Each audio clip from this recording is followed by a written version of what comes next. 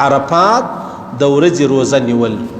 مسلم حدیث دی پیغمبر علیه الصلاۃ والسلام فرمایي زه د الله په دربار کې دومره امید لرم و الله ته چې کله سړی د عرفات په ورځ روزه ونیسي. د عرفات ورځ ودې ته وایي د اختر څخه یوه ورځ مخکې دا نم ذوالحجه چې کوم دی په دا ورځ سړی روزه ونیسي نفلي روزه نیول کېږي. پیغمبر علیه الصلاۃ والسلام فرمایي زه و الله ته دومره امید لرم چې تیر سوی کال او را روان کال چې څه ګناوې دي دغه روزه د هغو ګناو د پاره کفاره جوړه سي. د دغه روزې په خاطر الله پاک هغه ګناوې ورمعاف کړي. د دې روزې په خاطر الله پاک هغه ګناوې د دې چې دی هغه ورمټاو کړي. دومره لوی زوروره ورځ ده او دومره د ثوابو ورځ ده او دومره د اجرو ورځ ده. اوس بله خبره ده عزیزان، خبره دا ده چې اوس به نو د عرفات ورځ موږ څنګه معلوموو؟ زموږ عام طور راواخله مثلا د سعودي و د نورو ملکو په مابین کې یوه ورځ فرق کې، نو څه کول پکار دی عزیزانو؟ اسانه خبره دا ده چې عرفات ورځ هغه ته ویل کېږي چې د اختر څخه یوه ورځ مخکې د سعودي سره تعلق نه لري. هغه بله خبره ده چې د سعودي یوه ورځ چې د مطلب هغه زموږ څه مخ و شاته یو سره د عرفات ورځ هغه ده چې د عرفات پر میدان خلک درېږي. نه نه دا ورځ نه ده. د عرفات ورځ و دې ته وایي چې د اختر څخه یوه ورځ مخکې نم ذوالحجه د عرفات ورځ ده، لسم ذوالحجه دا د اختر ورځ ده. نو اوس د عرفات په ورځ باندې سړی روزه ونیسي څو اجرونه دي؟ د الله رسول فرمایي تیر سوی کال را روان کال چې کومې ګناوې تا کړي دي صغیره ګناوې تا کړي دي د الله رسول فرمایي زه امید لرم چې الله پاک به دغه ستا دپاره کفاره کړي.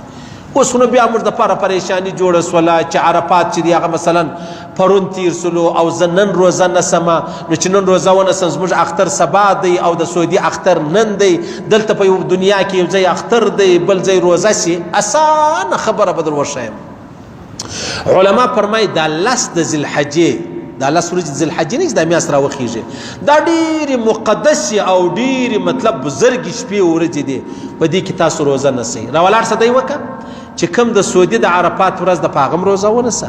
په دا سبا خو نو د سعودي د عرفات ورځ نه دی د اختر ورځ ده و زموږ ته یې نمه ورځ جوړېږي چې اصلي زموږ د عرفات ورځ دغه د په دا ورځ هم روزه ونیسه. د ګرومه به هم خلاصې د جنجاله به هم خلاصې. او بیا بله خبره دا ده چې که چیرې یو سړی راولاړ سي هغه وایي زه خالي هغه د عرفات چې کومه ورځ د سعودي په هغه ورځ روزه ونیسم. بلکل یې ونیسه، هېڅ مشکل نه دی، هېڅ پریشاني نه ده. ثوابو ورکولو والا ذات الله دی، الله ډېر مهربانه دی. ستا د نیت ته ستا د ښه اخلاص به الله پاک و تا ته دومره اجرونه درکړي چې و بل چاته یې په لسو روزو کې نه ورکوي. خو ډېره ښه خبره به داسې چې د دوی د عرفات ورځ ده چې هغه زموږ اتم جوړېږي. صحیح سلو روزه ونیسه. په دا سبا باندې د دوی د اختر ورځ د زموږ نم دی چې زموږ د عرفات ورځ بلل کېږي. په دا ورځ باندې روزه ونیسه. نه به پریشاني هم نه وي، تکلیف به هم نه وي. او بیا دغه روزه نیول ثواب کار دی، ضروري نه ده، لازمي نه ده. پیغمبر علیه الصلاۃ والسلام چې کله د حجة الوداع په کال باندې و نو صحابه پریشان وو چې د پیغمبر علیه السلام روزه ده که نه ده. بیا یوې زنانې پیغمبر علیه السلام ته یو ګیلاس شیدې ورکړلې چې ورکړې پیغمبر علیه الصلاۃ والسلام دا شیدې وخوړې. او صحابه فرمایي زموږ دا خیال و چې د پیغمبر علیه السلام روزه ده او روزه یې نه وله. نو نیوانګه ښه خبره د سړی ثواب ډېر دی. کې ونه نسي ګناه نه لري. څوک په څوک نه ملامتوي ولې د روزه نه ده نیولې. پیغمبر علیه الصلاۃ والسلام نه ونیولې حالانکې پیغمبر علیه السلام تر ما او تاسو دا تورې ګرځه دا بیا ادبي ده چې ما وایي حالانکې پیغمبر علیه السلام تر ګرد کائنات د دیندارۍ و د بزرګۍ و د ثوابو د ښو خبرو شوق پیغمبر علیه السلام درلودی، حرص یې درلودی چې دغه ښه کار زه وکړم. خو چونکې حاجیان ستړي نو د ستړیا د وجې چې دی روزه ونه نیسي نو ښه خبره ده.